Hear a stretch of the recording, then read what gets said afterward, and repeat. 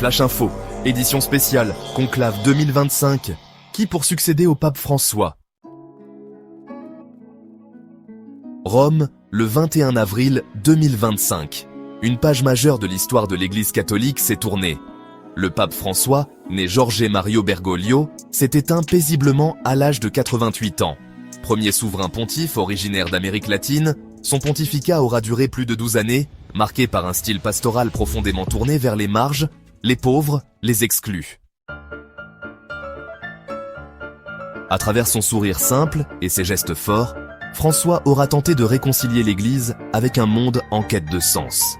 Il aura osé des paroles fortes contre les abus, défié les logiques du pouvoir et ouvert des pistes nouvelles sur des sujets jadis tabous, la place des femmes, l'écoute des homosexuels, l'inclusion des divorcés remariés et un rapport plus juste avec la création.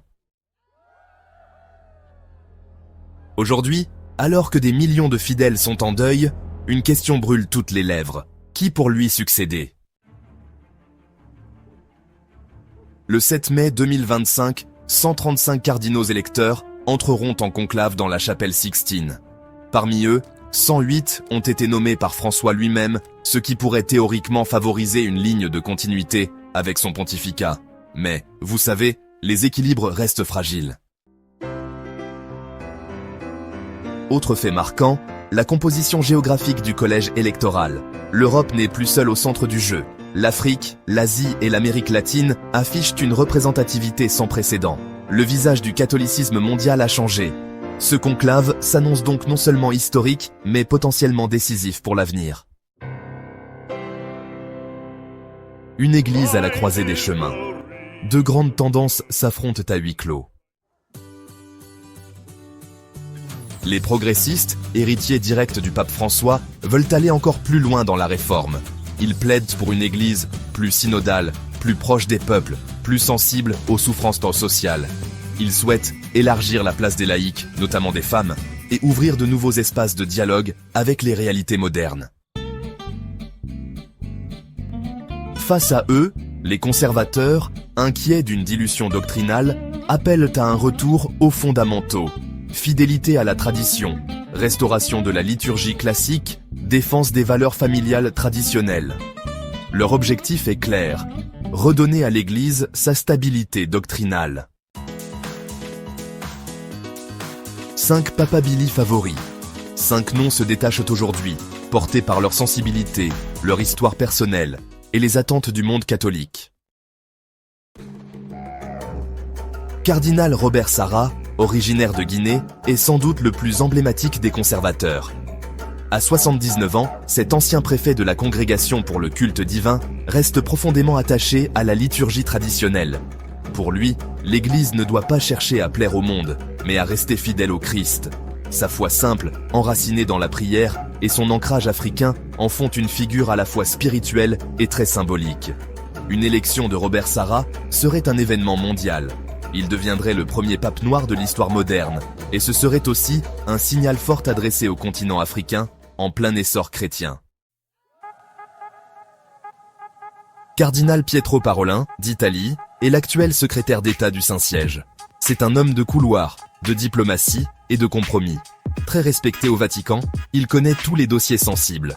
Réservé, loyal, rompu aux négociations internationales, il rassure les modérés. Son profil incarne une certaine forme de stabilité institutionnelle. Il pourrait apparaître comme un pape de transition, capable de maintenir l'unité tout en tempérant les tensions. Cardinal Luis Antonio Tagle, originaire des Philippines, est souvent surnommé le François asiatique. Il est l'un des visages les plus populaires de l'Église moderne. Charismatique, proche du peuple, il parle le langage du cœur. Actuellement préfet du Dicaster pour l'évangélisation, il porte une vision missionnaire et joyeuse du christianisme. Son élection serait également historique. Ce serait le premier pape asiatique, issu d'un continent où le catholicisme est en croissance rapide, mais reste minoritaire face à d'autres religions. Cardinal Peter Turkson, originaire du Ghana, est une autre figure africaine incontournable. Très impliqué dans les questions sociales, économiques et environnementales, il a longtemps été la voix du Vatican sur l'écologie intégrale, un thème cher au pape François. Théologien et ancien président du Dicaster pour le développement humain intégral, il est perçu comme un homme de dialogue, d'unité et, franchement, plus modéré que le cardinal Sarah.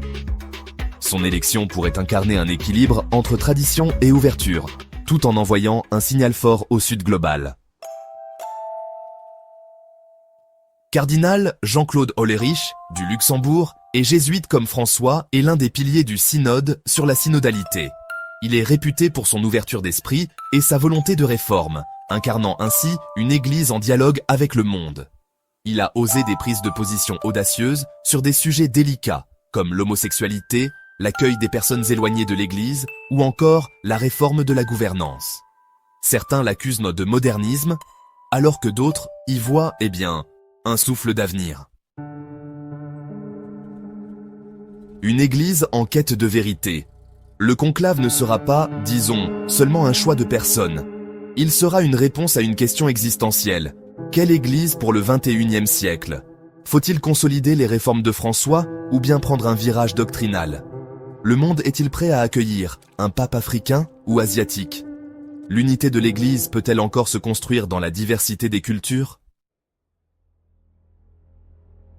Tous ces enjeux se joueront dans le silence sacré de la chapelle Sixtine, à l'abri des micros, des caméras et du tumulte du monde. En attendant la fumée blanche. Bientôt, tous les yeux seront tournés vers le ciel de Rome. Une fumée s'élèvera, noire ou blanche. Et lorsque, enfin, le rideau se lèvera, un nom retentira. Habemus Papam. Un nouveau pape apparaîtra au balcon de la basilique Saint-Pierre. Et dans le cœur de plus d'1 milliard de croyants, s'ouvrira une nouvelle ère.